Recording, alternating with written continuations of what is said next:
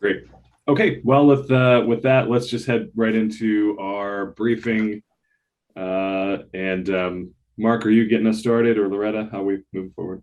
Absolutely, I can get us started, Commissioner. Thank you. Yep. Good morning, Commissioners. We're coming to you today to brief you on information associated with the proposed extension to the Belfair sewer.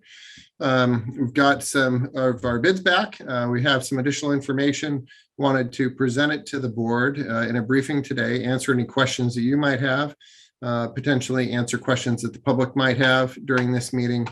And then if the board decides to move forward on this, I would recommend that we schedule it for our regular board meeting on July 19th, which is our next board meeting.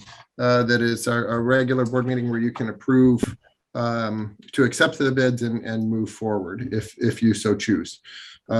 So with that, I'm going to first give some thanks to Loretta and Richard for all the work that they've done to put some of this information together. It's a lot of detail. And so as I've talked with you individually, it's very easy to get down into the weeds. I want to make sure that I'm trying to keep focused on answering the questions specifically about this proposed extension. And then there's always going to be further discussions that we as a board need to have as we move into the future when we start to talk about things. So we put some assumptions in here regarding rates. We put some assumptions in here regarding CFC charges. They are just assumptions for illustration purposes. These are not, it's not an expectation that the board is going to make a decision right now associated with rates, but definitely want to show you the impact of if we don't change rates versus if we do change rates, and what the maximum tolerable rate is as compared to what we believe would be a more reasonable rate escalation model. But I just want to make sure that everybody's on the same page, that these are just assumptions. So this isn't something that we've decided on. It's something that the board will have to decide on as we move into the future. And we have time to do that. Same thing with our capital facility charges. So these are charges that individuals pay when they connect to the system. We have an amount out there right now. We put some assumptions into our model that as the utility expands, that the cost of infrastructure has increased. Therefore, the CFC charges should increase. You'll see those assumptions in here. But again, just want to make sure that we all understand their assumptions. And these are decisions that the board will have to make at some time in the future. Mark, did you say something about having people in the public comment? Yeah, I think that we can definitely open it up. Well, we never advertised that for anybody to be able to be on here to do that. This is just a briefing, and we've never allowed them to do it as a briefing. So that's kind of a interesting, odd situation. We've not had the public. I feel like we've had the public ask questions during briefings. Not during briefings. Briefings are never for public. So if we're having a hearing, then I'd like to, open it up for a hearing and make sure that the public is informed so they can come and have the conversations with us during it. So the hearing will be on the 19th if we decide to move forward, and that's when they can come. But hopefully we can, the public that's here, that's going to go listen to our presentation, if they have questions, definitely would be happy to try and answer those questions. So they can for sure send us the specific questions that they have, and then we can do our best to answer those questions. I apologize in that I thought that it may be an opportunity for individuals to ask questions through this process, but if that's not going to work, then we'll have to figure out a way around that. Mr. Trask? Yeah, that's what I was going to ask, if we can make sure that because I'd love to address all of the questions by the public. So if you have questions, if they could send them in, that would be perfect for me. I do want to let the board know, well, the board knows this, but I want to let the public know that I'm actually leaving for a vacation tomorrow morning. And so I will be gone through July 15th. Loretta and Richard will be here, and they're really the brains behind this train. So hopefully they would be able to answer any questions that you guys might have during that period of time. So with that, are we ready to move forward? I think we are. All right, sounds good. All right, Loretta? Sure. I'll just start off, commissioners, with an overview of what the expected project costs are if we are to proceed. And those costs consist of some land and the construction itself, and then construction services that we would contract out for to manage the construction itself and construction inspection. And we're estimating that the total of those would range in the ballpark of 5.03 to about $5.174 million. The land that we need to have or have in our control to be able to construct this project is approximately 80,000 square feet. And that is an easement to construct the trunk line within, and some fee acquisition to construct a lift station on. We have 2 property owners that we are working with that have or control the easements. The Navy, as you know, we've been in process to obtain the easement. They have certainly granted and indicated a willingness to grant. We need to now record a survey and a legal description and transfer fees for the acquisition of that easement. And that is underway at this time. The other landowner that we are working with is Mr. Overton, and he has the remainder of the property that we need to acquire. And Mr. Overton has indicated a willingness to donate the property, and we are working through a negotiation and an agreement to proceed with that. The construction services would be a contract with an engineering firm to manage the overall construction, and as I mentioned earlier, provide inspection services. The existing grant that we have with Commerce has a remaining balance of approximately $1.1 million. And Richard has spoken with Commerce, and they have indicated that these activities are eligible under the existing grant. So the land acquisition and engineering construction services would be paid for out of our existing grant funds. Some critical dates that I'd like to point out and keep in mind. In order to pay for the construction, if we were to proceed, we have a Commerce loan. And the Commerce loan has some incentives that we spoke about in previous briefings. And the first incentive is that if we complete the project prior to April 9th, 2025, we have an interest rate incentive. And then we also, and these incentives are laid out as option A and B, and Richard will walk us through a little bit more detail on that here in a bit. The other thing to keep in mind is that the bid date is 60 days from the opening. So for the bid to remain good, we need to award prior to the July 26th. And that is why Mark was mentioning earlier that we are recommending considering action for at the next board meeting of July 19th to make sure that we have that bid remain good and honored.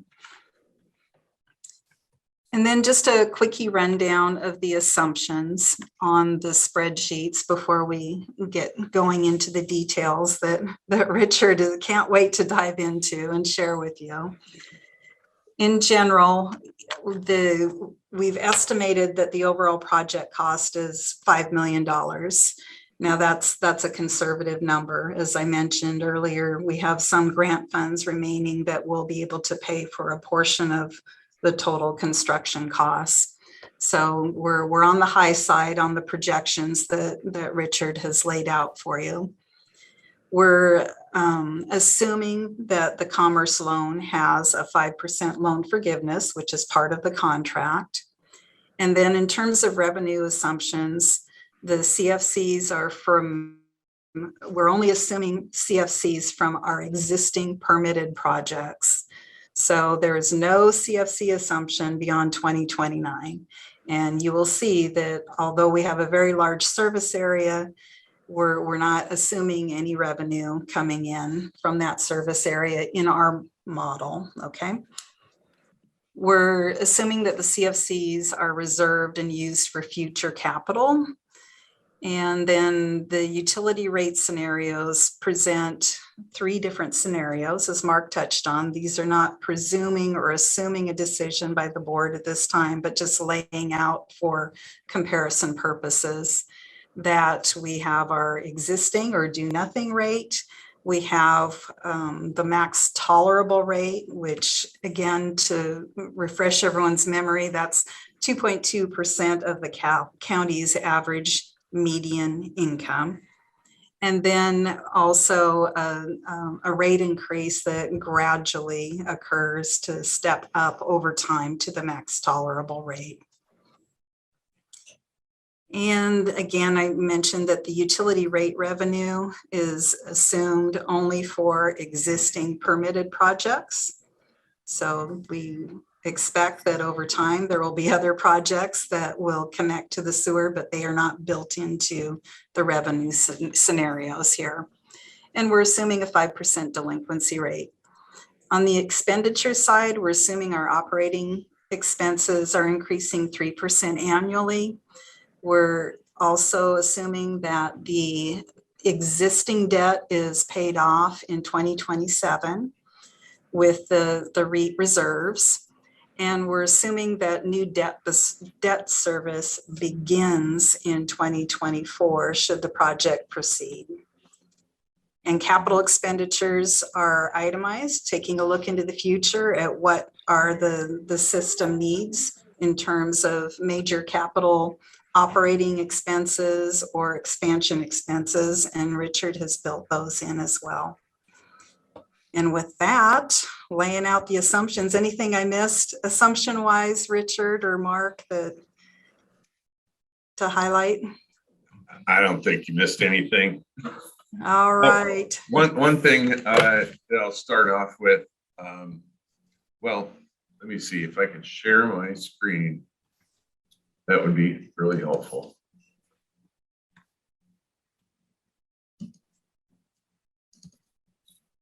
Okay, can you see that? Yes. All right. So at the very top, the one thing that I also did is kind of roughly break out how our customers are, because some are multifamily and they don't pay the full rate. So that was built into it as well, that they're just paying 70% of an ERU. So I've got your residential under 2022, you can see there's 318 residential ERUs, and you can see it, the multifamily or MF, it is 0 and 127, and that's because I expected half of the multifamily units to come online sometime later, approximately right now this year, and they're really close. So that is not too far off. And then 104 commercial, which pay 96 per ERU currently. And then you can see at the bottom our current and what it would be: 422 at the beginning of this year, 549 by the end. And then as you can see, then 2023 will bring on the remaining multifamily. No new. Yes. Sorry to interrupt you, but you accidentally changed your screen. So you're now presenting your debt. What do I got? You've got your debt schedule up there is what I moved it over so I could look at you guys. I'm sorry. It's all right. There you go. Now we can see what you're talking about. Thank you. I don't know those things when it's happening. Sorry. All right. So that you can just see how this goes across and develop our ERUs as they come on. And so 2024, you can see that the Olympic Ridge starts building 20 new homes that year, 30 the next year. another 20 and 26, and so on until they're built out by 2030, which that I believe is a very conservative estimate. The way they're going to expand with the investment that they've already made into that system. And then you can see I'm not saying any more multifamilies come online because I just had the one project, and commercial stays the same. So by 2030, we'll be at 794 ERUs online. All right, and then so that's the basis of our customers and how that works now with our rates. And you can see this max tolerable rate is just let me see, I'll back up. It is equivalent to the $96 a month that was determined in 2012 and inflated to today's rate, or to today. And it's also the exact, it's like 2.2% of the median income for Mason County. So those are the two ways that you could calculate max tolerable rate.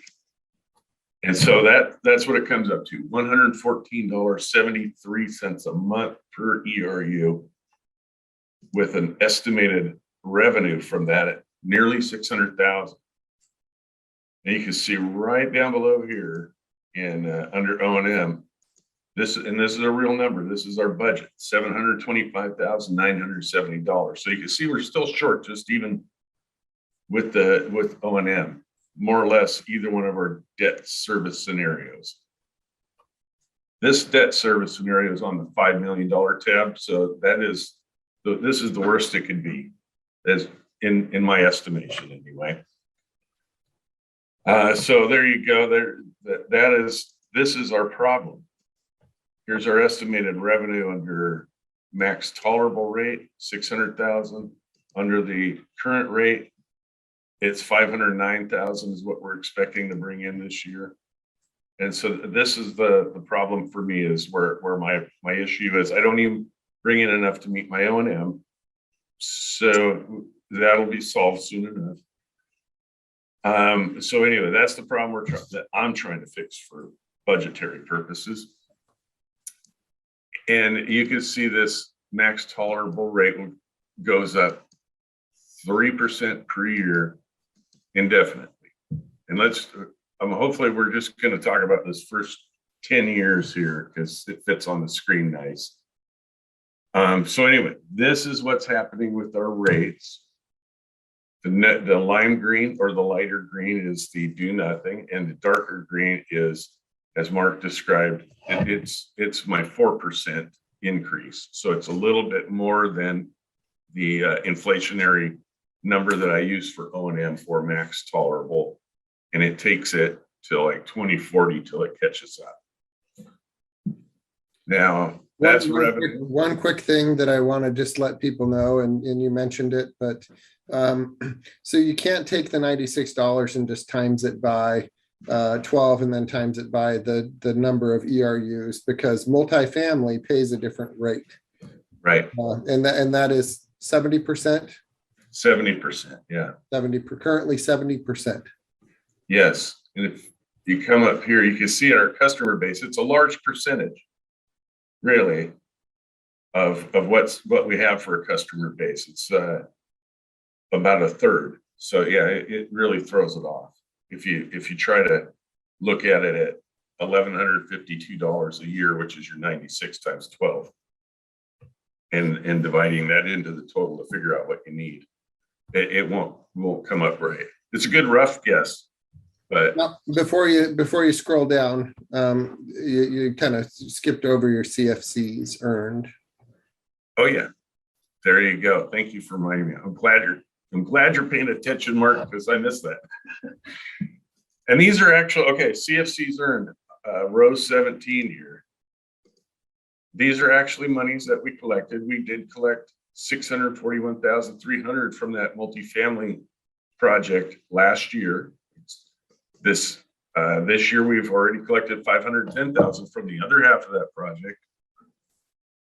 And then these are the single family residences. So that's 11,300 times the 20 units that are going to come online that I'm proposing, and so on. And you can see this is going to be 30 times 11,300, 30 units times 11,300. And then right here, this changes.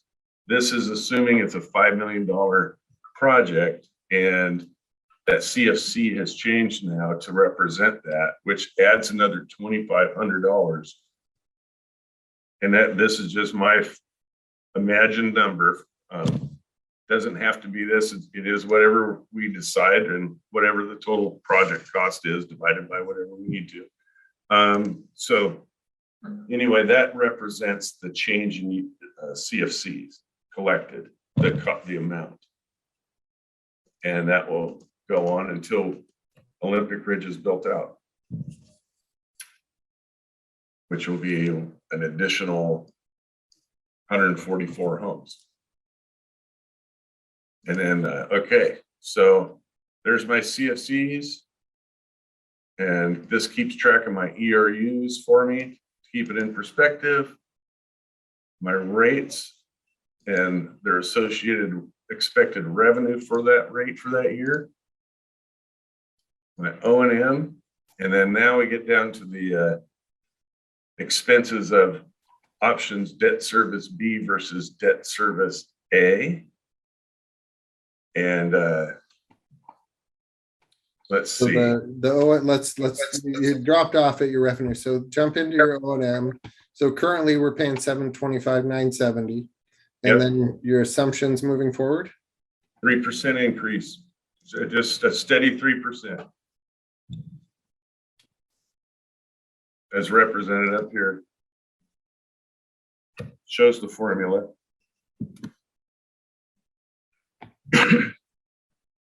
And these, okay, so that's my O&M. Debt service B on this is coming from, I gotta find that.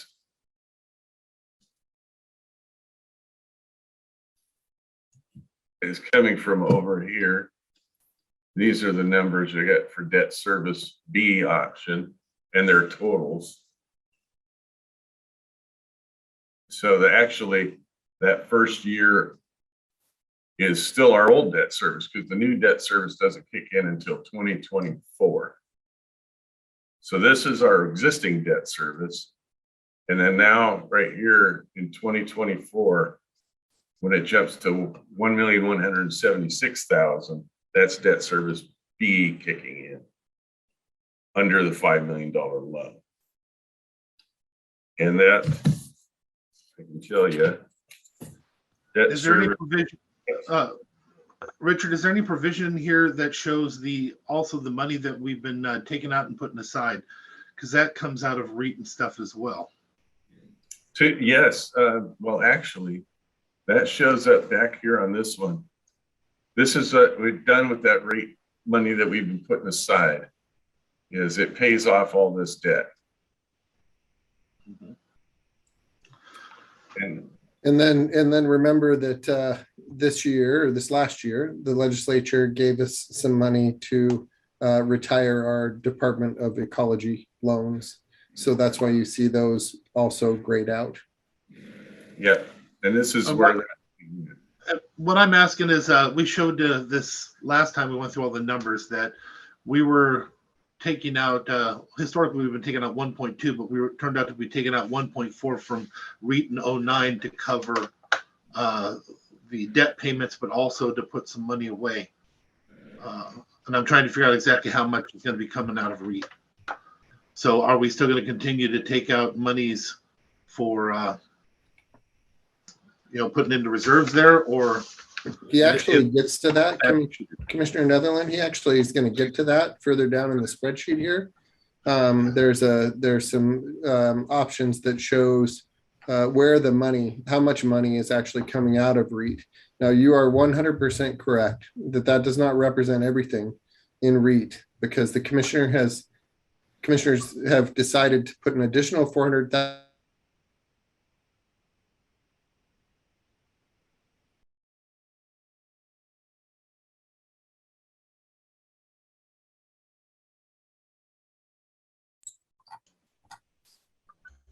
Here he comes.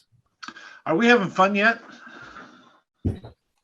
Yes, we're gonna get through this, I promise.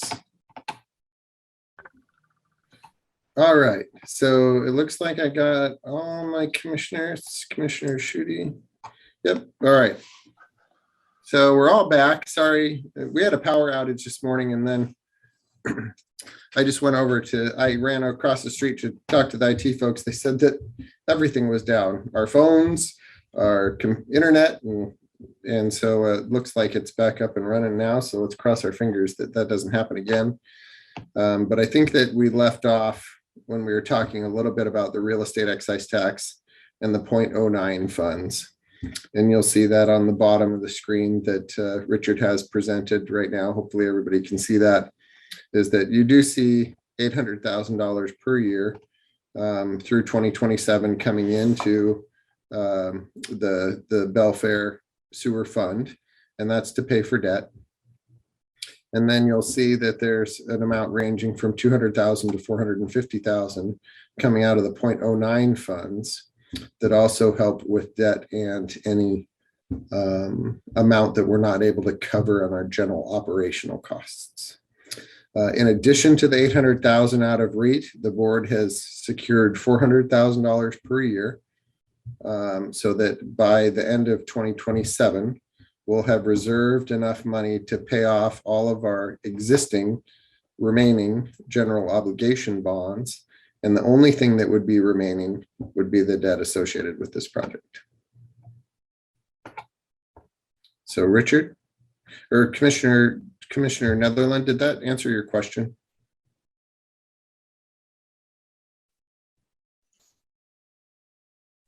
Randy, you're muted. Muted, Randy.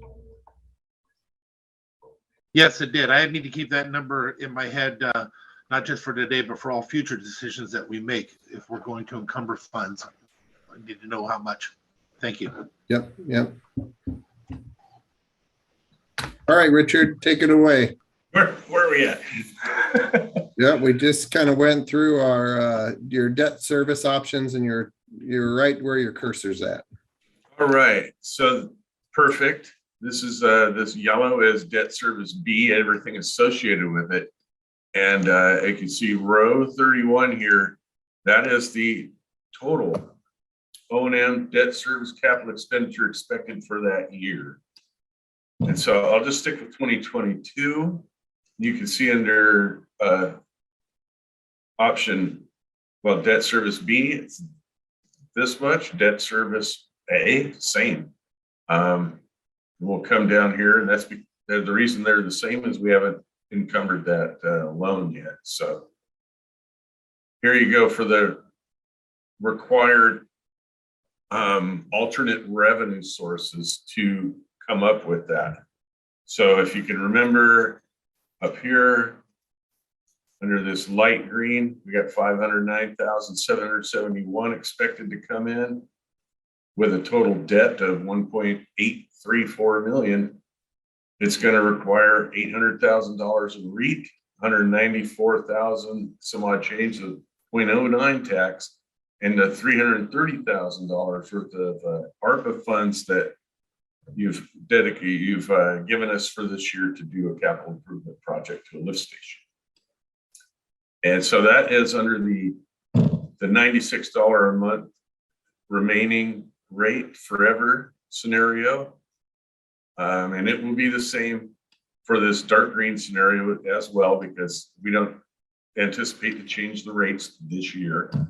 So same funding options would apply to that. The only difference is if we would have, I mean, it's too late on this right now, but the max tolerable rate for 2022 would have required less 0.09 tax of approximately $90,000. Okay, and that's that scenario. That is under debt service B. Debt service A ran through the same deal. Of course, 2022, we don't have that new debt added on, so everything remains the same, no matter what debt service scenario. Now, and that'll be this pretty much the same for 2023, since we wouldn't start until 2024 to experience that additional debt. And here's the way it runs out for 2024. Here's our expected or estimated actually revenue sources from rates, range from 658,000 to 834,000. Debt service, total debt is 2.527 for debt service B and 2.511 million for debt service A. And you can see we're going to have $580,000 worth of capital expenses that year. And then here's how our funding would work with the additional funding we would need to enhance our rate. So that's how it would work. 618 CFCs would be used, $800,000 in REIT, $450,000 in 09. Not a lot of change there. Not a lot of change. Same down here, not a lot of change. Still using 1.25 million REIT 09. Even here, we're still having to use REIT 09. And that's partially due because we have these capital improvement projects to do.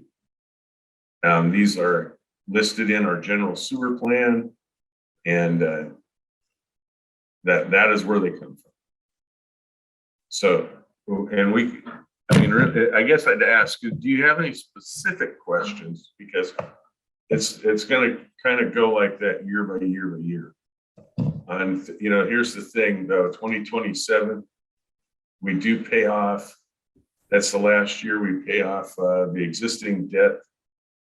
And all we are left with is the debt service from this extension after 2027. So that's when you see the biggest change. And you can see here, even in the $96 a month scenario, we're using $369,000 worth of REIT. We're not using any 09 tax. There's no ARPA required. Of course, I doubt there's ARPA available in 2028. Who knows? And you can see our CFCs used equals the capital expenditures we are expecting. And that's traditionally how CFCs are used, is to take care of your capital costs. Okay, so hardly any alternate funding needed under the $96 a month scenario. Even less required for the phased in rate, and even less here on the max tolerable rate. And it runs the same for all scenarios. I guess this is a good one to talk about here. 2026, because this one sticks out should stick out to everybody. This is a negative number, negative 2.85 million. That is because we have a project listed that we're estimating would be needed in 2026. That is a $3.38 million spray field expansion project. Now that's just a number. It doesn't mean that it's happening at that time. It could start happening a little bit earlier and be phased in over time. That number is there because that's how it's listed in our general sewer plan. And I didn't want to make any assumptions on that. So you can see even here, it's a $2.85 million deficit, $2.3 million deficit. And under the max tolerable, it's 1.9.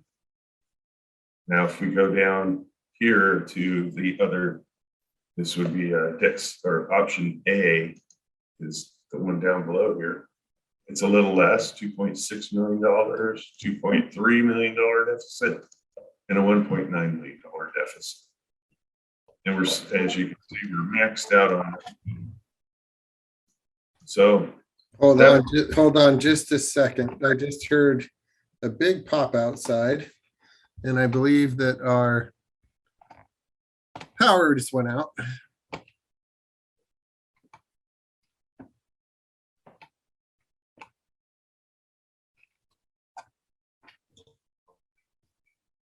Can you still hear me? Yep. Can hear you.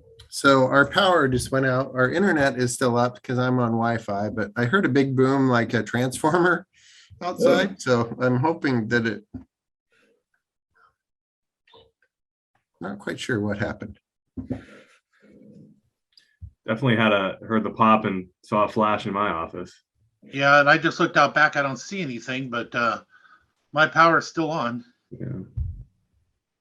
Saw a flash and a big boom, and it got dark. We just lost Mark. Say that again. There he is. He's back. Okay.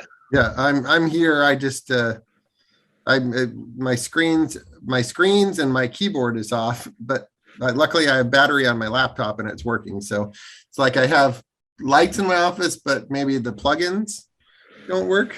I don't know, but let's keep going. Yeah, say I'm on my laptop. Well, I now have a laptop, so I never had one. Thank goodness we've got you one. So I think that the other thing that I'd like to mention here is when we went through this scenario, you know, we tried to keep our assumptions fairly consistent throughout the analysis. And that's because this is what we know now. As we've done in the past, as we have projects come up, as we have new funding opportunities arise, whether it's through a grant or, you know, some opportunities through the legislature or the federal government, we will be pursuing those things, as well as working with the Department of Ecology to determine the extent of what that spray field is going to require. My power's out. I just heard another boom, so yeah. My power went out. What's so funny is my lights are still on. Yeah, so are mine. Interesting. My lights are on in my office. This is Lisa, but the rest of my office is black. So I'm not quite sure what's going on. Well, that's, yeah.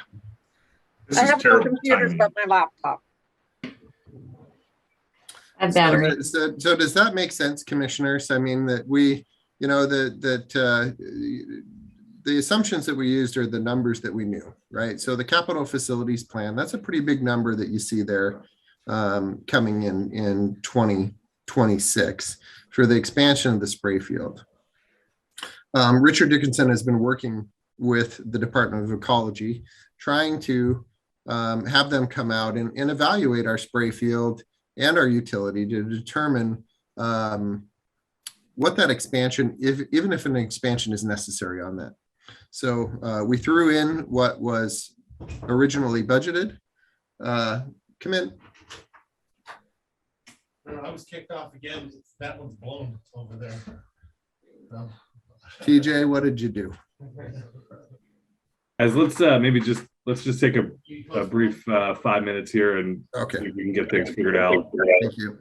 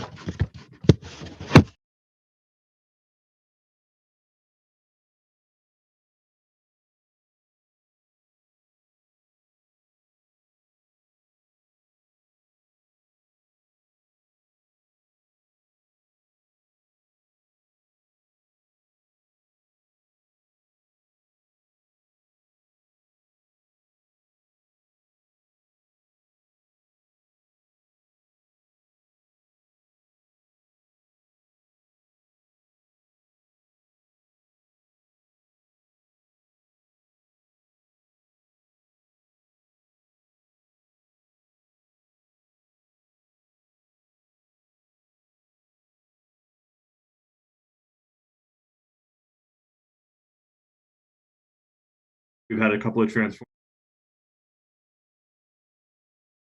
QD is alerted, I guess, and they'll get to work on those. But Fire department's out there too.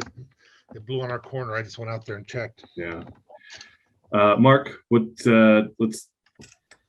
just, we have a few minutes probably before things start to go again. So if there's any.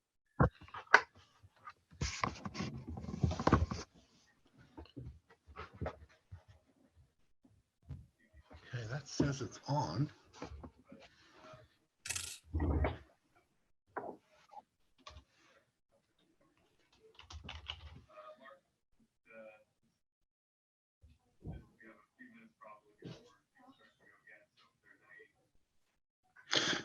Wow, what a delay.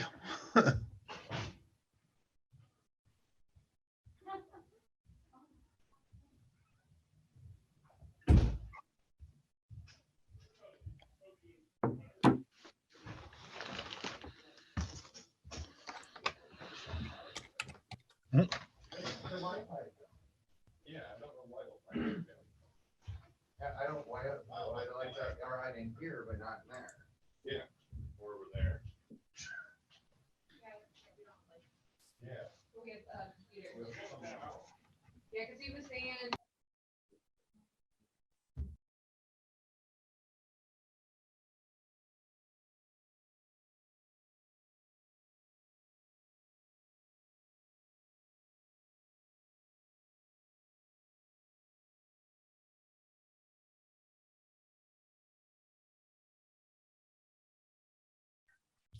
Can you hear me now, Kevin? I can. Okay. So, yeah, we are, I mean, we definitely got through some of the presentation of the major items that are out there. Definitely want to have an opportunity to answer any additional questions that you guys might have. But I'm concerned that in a few minutes here, we're going to run out of battery backup power, and our internet and our phones will probably go down. So how would you guys like to proceed? I think I would be comfortable moving this to the hearing on the 19th, and that way we can get public testimony at that time. The presentation has been made. The information is out there. It'll be out there for the next 2 weeks. Folks can submit comments or questions as they have them, but I think that might be the best course of action given the challenges this morning. Does the board have any questions that they right now that we could do some additional research on or be prepared for? I don't have any right now.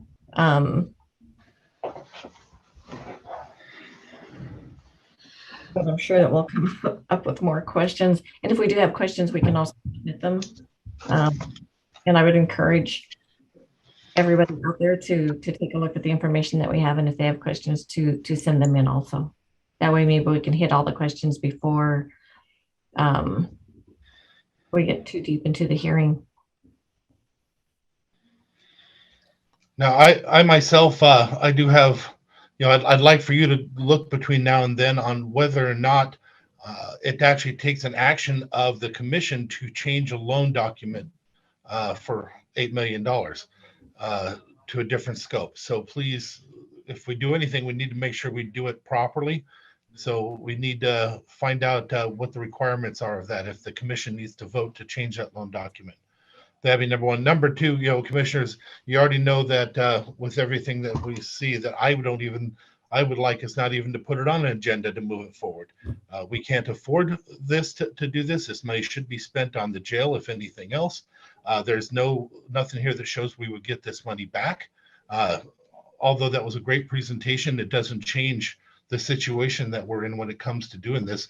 There were emails out there saying that we're going to take on more debt. There's a lot of things going on. So I myself would like to see it not even go on to an agenda. But I understand that you win some, you lose some. Well, and I also just want to be clear for folks that are listening. Commissioner Netherland said that this money should be used for a jail. This money can't be used for a jail. No. So that's That's not, that's correct and not correct. Anytime you take on debt, you take on debt. You can only afford to pay so much back. So any debt that we take on, in my opinion, should go to jail. So yes, any debt that we take on can go to jail. We can only handle so much in the county. Yeah, but I think the implication there is that the financing that we have available should be used for a jail, and that's the public works financing isn't eligible for use for a jail. So, well, public works financing is not what, money is money. Public works financing may not be able to go for it, but any loan we take out other than this could. Yeah, but you agree that the financing that we're discussing here from the public board can't be used for a jail, correct? I agree. This money was, okay. this offer for the money is given for a specific purpose if we were to take on this loan. Great. I agree that loan money cannot go to the jail, but we could take out another loan or bonds or something else if we're going to take on debt. So yes. One of the things that I'd like to just bring to everybody's attention, because it looks a little bit weird, is when you actually go and look at the debt service side of things, when we're talking about taking out a $3.5 million loan or the $5 million option, under both of the A and B opportunities under this public works fund loan, there is a 5% loan forgiveness. So 5% comes right off the top. So when you look at the bottom of the totals, and I don't have it up because I only have one screen available right now. But when you look at, maybe Richard could pull it up, but yeah, when you look at the actual debt service totals, it kind of threw me for a little loop this morning, but I calculated it and verified it, that over that 20-year period on option B, on a $3.5 million loan, we would actually pay $3,508,528. And that seemed like a really low dollar amount, but that just, remember that's because we got the 5% loan forgiveness right up front. So the amount that we had to loan was actually only $3,350,000. So it's the 3.5 less the 5%. So it's basically in the end, we get $3.5 million. And over a 20-year period, we have to spend about $8,528.60 in interest for that. So Richard, the $3 million plus on the spray field, is that necessary to do at that time if we do not do this project, or is that connected to this project? No, it's connected to growth in general, and there's some. I guess that's the answer to your question. It's connected to growth.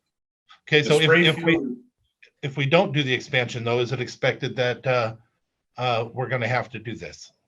That's my question. If we do not pay to have that expansion up there, are the two connected? Would depend on growth. Right. Yeah, it's just that if it grows up there, it would trigger that. Or if it grows somewhere else as well. Right. So if we had development up Romance Hill or up the valley. Are you saying we have no capacity left? We do have capacity. At some point, though, it will trigger the need to expand the spray field or have some other use for the reclaimed water. Right. And yeah, there's just some questions I have for ecology. There's some usage questions. It's rated for 125,000 gallons, a day. We don't nearly utilize that way. We experience evaporation and loss, and so we're hardly putting anything on it. Even at the current, we're bringing in 60,000 gallons a day. We're not. I mean, if we put 1,000 gallons a day out there, I'd be surprised. Now, with the development on Olympic View and Olympic Ridge, in total, when it's all built out, that's an additional 358 ERUs. So depending on usage in that area, would that impact it? Well, again, considering we're running at less than half, the fact of the matter is you can double the 421 and still be underneath the amount that we need, that we're supposed to be spraying up there. The system was initially designed to run at 125 also. That's what it was designed to run at. So literally we could more than double. So we could more than double, which means we could also take on a large capacity elsewhere. So I'm going to answer my own question. Yes, the two are connected. Without a doubt, the two are connected. If you're going to, you wouldn't have to spend an additional $3 million if we were doing infill with what we have. The $3 million is after we more than double our size of what we have now and take on some extra. So yes, the two are connected. So this is not a $5 million project. This is an $8 million project over time. Hey, Richard, can you answer me or answer a question for me? Are we using the spray field now? No. What was that? No, we don't. We just have too much. I mean, like last year it was so hot for so much. It's not lined, so we do have, leakage, or not leakage, seepage that naturally occurs, and we also have evaporation. And so last year we didn't use it at all. So this is where I'm getting with ecology is I've got a flow meter that goes out to that spray field that I could get the quantities, annual amounts, and we just need to verify with them. Because when they size these spray fields, they're very conservative. They should be. They want to see how it's going to work out. The whole thing's going to work out. Remember, this was an entirely brand new system in an undeveloped area. Nobody really, ecology had no idea how it was going to shake out. And that's why they do things very, very conservatively. But if you look at North Bay, the spray field there is half the size with twice the capacity. So, I have some questions for ecology, but ecology is, if we think we're shorthanded, they're very shorthanded. Yeah, they're also working from home. So yes, yes. Say that they're putting in a getting time with them is difficult. Yeah. So that was because we're not using it right now, but we still have. So our O&M is still continuing to rise regardless, right? Yeah, yeah. And we're always going to have to do improvements on it regardless, right? Yes, yeah. We have to keep it up. We have to maintain it. You got water and sunlight. We got plants that grow like crazy around that place. It is a maintenance task all the time. Right. I also see ducks out there, so they look pretty healthy. Yeah, oh yeah. Don't eat them. Well, I see what else they eat, so they're still tasty. Yeah. They have a good filter process, just like we do. So again, Commissioner, mine is simple. I understand if we're going to move forward on it. I just wanted for the record to say that I would hope that we do not move forward. If we did, I'd love to have some type of thing where we could actually come to a compromise, because we've never run systems through private landowners like this before. That's never happened. We run through 2 properties. We don't run them through properties. I would still be in favor, or I shouldn't say still, I would be in favor of moving forward with putting it under the railroad tracks and expending that money. At least that would get it to the property owner. It would not be the same thing as running it through the property and putting all that investment with no way of getting the return back. Since we've decided no ULID, no other way of recouping those funds, I could compromise to that manner. But again, either way, I understand what's going to happen. I just wanted on the record where I stand on this, being it is my community, and I have been talking to them all this time. We've had the largest input of communication from the people that I've ever seen in my 10 plus years of being here, when we had 170 people tell us not to do this, and that debt is not taken on in that manner. I just put it on record.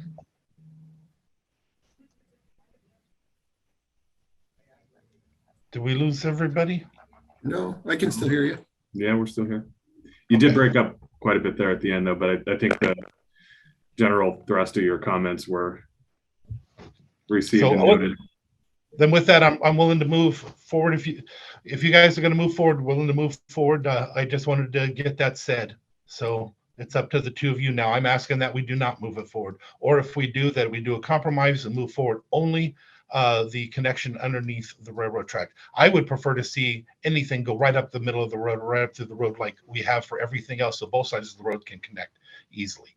But compromise the compromise. I'm willing to try. Okay, well, thank you for those comments, Commissioner. So like I said, I am comfortable moving forward to this to get it to the hearing on the 19th. Yeah, so am I, and I believe we have, quite a few options, and we have a lot of studying to do, and with our SMEs, and I do believe that we're going to make the best decision for the county as a whole. Hopefully our internet holds up better next time. This has been quite the rodeo. People have no idea what this has been like this morning in this building. So it's an adventure. We all like adventures, right? Okay. Mark, Loretta, Richard, do you need anything else from us? I don't think so. I would, well, we're going to continue to move forward with some of the work that needs to be done. So we are going to continue to move forward on doing some appraisals of the land for both the Navy as well as Mr. Overton's land. And we're going to continue through that negotiation process with Mr. Overton to determine how that transfer can occur and how he said that he'd be interested in possibly donating the land. So I'd love to get that continue to move down the road on that. So if I have two commissioners that are saying that they'd like to move this forward to the 19th, then I'm going to make an assumption here that you want us to continue to move forward with those tasks. Yes. Okay. Yes. The one thing I asked Mark is if we're going to continue this as put it out as a hearing, please go through the processes that are necessary to notify the public and absolutely in the parameters of what's required by law to have it be a hearing. I'd appreciate that. So it sounds like this is going to be on the regular meeting for the 19th, so that'll all be properly noticed. Correct. Staff does a great job with handling all of those details. Okay. Thank you, everybody. Thank you. All right. If there's no objection, then we'll stand adjourned. Mr. Chair, I move we adjourn. Just be safe. Moving and second that we adjourn. All those in favor say aye. Aye. Aye. All opposed? We stand adjourned. Thank you. Thank you.